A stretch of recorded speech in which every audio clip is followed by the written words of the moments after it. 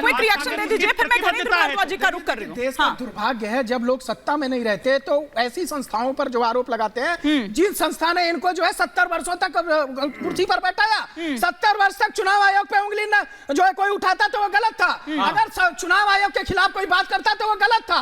और आज ये देखिए, आज चुनाव आयोग के ऊपर जिस प्रकार से अभी 70 वर्षों में चुनाव आयोग का चयन कैसे होता था, मैं इसका विरोध करता हूं। विरोध करो, अगर चुनाव आपका धन्यवाद विरोध करने का। तो इस मंच से घोषणा करनी चाहिए थी कि हमारा एक भी कैंडिडेट चुनाव नहीं लड़ेगा। जिस प्रकार से चुनाव आयोग के चयन में आपने बोला चयन की प्रतिक्रिया बदली गई है, ये राहुल गांधी के द्वारा उठाए गए प्रश्नों को बल देता है, कांग्रेस के अंदर ये बल देता है, उनके प्रश्नों को बल देता है, बल मिलता है। विरोध करते हैं। आप दोनों को रोक रही हूँ, आप दोनों को रोक रही हूँ, तो इसका मतलब ये हुआ देखिए वहां भी फिक्स था जहां आप जीते थे। आयोग के चयन में, चुनाव आयुक्त के चयन में जिस तरह से जल्दीबाजी में बदली गई है नियम, उससे राहुल गांधी के द्वारा उठाए गए प्रश्नों को बल मिलता है। दुष्यंत जी, तो जवाब दें, आप पहले ही सुनिए ना, आप पहले ही हार मान चुके हैं, आपको हार का डर लग रहा है या आपको हार दिख रही है, इसलिए क्या इस तरह की बातें आ रही है? इसलिए आशुतोष जी, इसलिए क्या इस तरह की बातें आ रही है? क्योंकि हिमाचल जब जीतते हैं तब तो ये सवाल नहीं उठाते, तेलंगाना जब जीतते हैं, कर्नाटक जब जीतते हैं, कुछ प्रयास किया जा रहा है, तो ये सवाल नहीं उठाते। आप ही के लोग कर रहे हैं। आशुतोष जी, आशुतोष जी, आशुतोष जी, आशुतोष जी, एक सेकेंड, आशुतोष जी, एक रिएक्शन प्लीज। आशुतोष जी का ऑडियो आप करें, फिर घरेंद्र भारद्वाज जी पर भी यहाँ पर सौरभ दुबे जी ने एक आरोप लगाया था, उस पर भी आऊंगी, लेकिन पहले आशुतोष जी। एंकर महोदय, पहले मैं आपसे गुजारिश करता हूं कि अपने चैनल में डिबेट चलने दीजिए, चिल्लम चिल्ली करनी हो तो मुझे ना बैठा ले, क्योंकि किसी की बात नहीं समझ में आ रही। ठीक है सर, थोड़ी बहुत टोका टाकी चलती है, लेकिन ठीक है, इतना भी नहीं चलता है। नहीं ठीक है, एक एक करके आप अपनी बात रखें। हाँ, इतनी नहीं है। नहीं, बिल्कुल ठीक बात है। देखिए, मैं अभी किसी शख्स से पूछा कि चुनाव आयोग पे आपने सवाल उठाया। चुनाव आयोग पे सवाल नहीं होता है जब चुनाव आयोग के सिलेक्शन की चीफ इलेक्शन कमिश्नर के लिए जो इनेक्टेड लॉ है, जो पिछले 70 सालों से 80 सालों में चल रहा था, जिसमें चुनाव आयोग के सिलेक्शन का पूरा लॉ ही चेंज कर दिया गया है। और देश को पता होना चाहिए कि मोदी गवर्नमेंट ने डर के मारे ये किया है। इसमें prime minister, leader of opposition और एक यूनियन मिनिस्टर और मेजॉरिटी से होगा, तो 2:1 तो पहले ही है, ये मेजॉरिटी कहाँ है? इसीलिए अपना चुना हुआ चुनाव आयुक्त रखने की मनमानी और चुनाव को फेर ना रह जाए, तो सबसे पहली गड़बड़ी तो यहीं पर है। तो इन इस पर आपको जवाब देना होगा।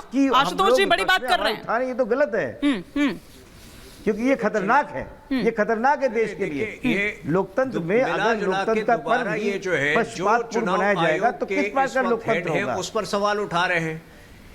ये इसके लिए बार अगर मैं विपक्ष को चुनौती दे रहा हूं आपके शो से, अगर इनको लगता है कि ये इलेक्शन जो है मैच फिक्सिंग है, तो ये घोषणा कर दें कि ये नहीं लड़ेंगे, ये जाके जो है कोर्ट में रुकवाने की बात करें। ये फालतू बार जो है, देखिए, लीडर ऑफ ऑपोजिशन जब उस कमेटी का हिस्सा है, तो लीडर ऑफ ऑपोजिशन को, अगर लीडर ऑफ ऑपोजिशन को कोई शिकायत नहीं है, तो टीवी में बैठने पैनलिस्ट को कहां से शिकायत होती है इस पूरे प्रक्रिया पे, वो मुझे नहीं समझ में आता। इन लोगों का काम बस एक हो गया है कि छवि को कैसे धूमिल की जाए। और आप देखिए, आज एक बात और मैं कहना चाहता हूं, ये जो आज रैली चल रही थी, आपने देखा होगा किस प्रकार की अनाप शनाप बातें सुनीता केजरीवाल जो है, केजरीवाल को ये कह रही है, मार्टियर कह रही है। आज खारगे जी ने 2 बार कहा कि राहुल गांधी ने जान दे दी, तो इनकी अपनों के प्रति जो इनकी कुमंशा है, अपनों के प्रति जो इनकी कुमंशा है, वो भी अब छुप नहीं रही है, जग जाहिर होने लगी है। क्या आप देश के लिए लड़ेंगे? ये अपनों को नहीं बर्दाश्त कर पा रहे ये लोग। ठीक है आशुतोष जी, क्विक रिएक्शन, फिर घरेंद्र जी वेट कर रहे हैं। मुझे लगता है भारतीय जनता पार्टी का कोई व्यक्ति है जो इस तरह की टिप्पणी कर रहा है। तो हिंद सेना जी है, बीजेपी के स्पोक्स पर्सन है। चिंता छोड़ दीजिए, आप अपने कुनबे की बात रखिए। हाँ ठीक है, मुझे क्योंकि टीवी स्क्रीन नहीं है इसलिए मैं बता नहीं पाऊंगा। ठीक है, जहां तक आपने कहा, हाँ बिल्कुल हम इस पे आयोग पे सवाल उठाते हैं, और ये देश को समझना चाहिए कि पिछले 70-80 सालों में इस प्रकार की व्यवस्था नहीं होती थी। आपने अध्यादेश लाके इसको बदला है, इसका मतलब आपको डर है कि अगर निष्पक्ष चुनाव होगा तो हम हार जाएंगे, और क्या है। और 2:1 की मेजॉरिटी आपके पास पहले ही है, उसमें अपोजिशन लीडर हाँ कहे या ना कहे क्या फर्क पड़ता है? किसको आप मूर्ख बनाने की कोशिश कर रहे हैं? चुनाव करवा रहे हैं आप, अपोजिशन पार्टी के अकाउंट फ्रीज कर रहे हैं और पिछले 20 साल पुराने का इनकम टैक्स का आप इस समय हवाला दे रहे हैं। ये क्या कर रहे हैं आप? क्या दुनिया देख नहीं रही है? आप टीवी के माध्यम से, प्रचार के माध्यम से, सोशल मीडिया के माध्यम से आप झूठ परोसते रहिए कि आत्मनिर्भर भारत हो गया है, विकसित भारत हो गया है, बदल गया है, लेकिन हालात ये है कि देश में गरीबी, महंगाई चरम सीमा पे है। युवा उबल रहा है और वो अपनी बारी का इंतजार कर रहा है और 4 जून को असली सुकून इस देश को मिलेगा। आप देख लीजिएगा। चलिए वो तो 4 जून का इंतजार करना होगा, लेकिन घनेंद्र भारद्वाज जी, सौरभ दुबे जी ने यहां पर एक और आरोप लगाया, बड़ा आरोप लगाया, और वो आरोप जो बीजेपी लगातार हथियार बना रही है, एक भ्रष्टाचार, दूसरा परिवारवाद। वो ये कह रहे हैं कि सुनीता केजरीवाल जी को आज सामने लाकर आपने वो जो परिवारवाद का अभी तक आप पर आरोप नहीं था, भ्रष्टाचार का तो था, आपने वो भी अपने सर ले लिया है। ये काम जो आज सुनीता केजरीवाल जी ने किया, ये तो आतिशी भी कर सकती थी, वो ये कह रहे थे।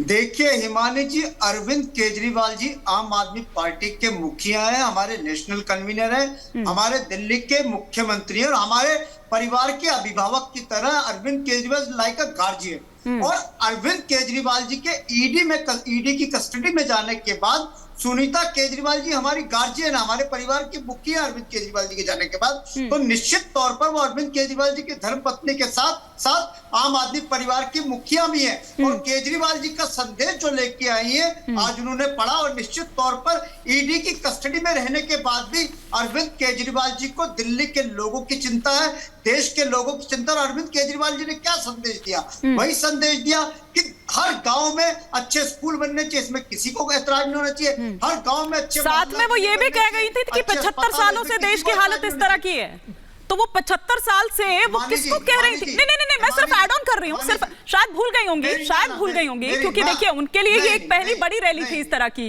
हाँ नहीं, पर उन्होंने कहा कि 75 वर्षों में देखिए हमारे देश की स्कूल। हाँ, मैं सर अपना बस सवाल आपसे, अच्छा ठीक है आप कंप्लीट कर लीजिए। नहीं, मेरी आपसे हाथ जोड़ के रिक्वेस्ट है कि मेरी बारी आते 20 सेकंड में आप कर लेते हो, बाकी लोग दो आप ही से सवाल था सर, आप ही से सवाल था, मैं बस ऐड ऑन कर रही थी। मैं खत्म कर लूं उसके बाद। अच्छा ठीक है, आप कर लीजिए खत्म, उसके बाद सवाल ले लेना। ठीक है। आज सुनीता केजरीवाल जी ने अरविंद केजरीवाल जी का जो संदेश पढ़ा है, मुझे नहीं लग रहा कि इस पैनल में बैठे हुए किसी भी इंसान को उसमें ऑब्जेक्शन होना चाहिए। उन्होंने कहा कि हर गांव में अच्छे स्कूल बनने चाहिए, 24 घंटे बिजली मिलनी चाहिए, गरीब आदमी को मुफ्त बिजली मिलनी चाहिए, स्वामीनाथन कमीशन की रिपोर्ट लागू होनी चाहिए, हर नौजवान के हाथ में रोजगार होने चाहिए, हर महिला की सुरक्षा और सम्मान होना चाहिए। ये तो तमाम देश के लोगों का मुद्दा है और ये हमारा मुद्दा है कि सबका मुद्दा होना चाहिए। अगर देश में 75 सालों में अगर कोई काम नहीं हुआ तो उस पर काम होना चाहिए, उस पर बात होनी चाहिए। और मैं फिर कह रहा हूँ कि सुनीता केजरीवाल जी हमारे परिवार की अभिभावक है, हमारी गार्जियन है। ठीक है, अब आपकी अनुमति हो सर तो जरा मैं अब आप अगर कंप्लीट कर चुके हो, बिल्कुल ठीक बात है, उन्होंने कुछ गलत नहीं बोला। अगर वो शिक्षा, पानी, बिजली की यहाँ पर बात कर रही है, रोजगार की यहाँ पर बात कर रही है, लेकिन उन्होंने क्या कहा कि 75 वर्षों में हमारे देश की स्थिति क्या है इन सब की, तो वो 75 वर्षों में वो किसको एड्रेस कर रही थी? सामने जो जनता बैठी थी उनको, या इनडायरेक्टली वो जो एक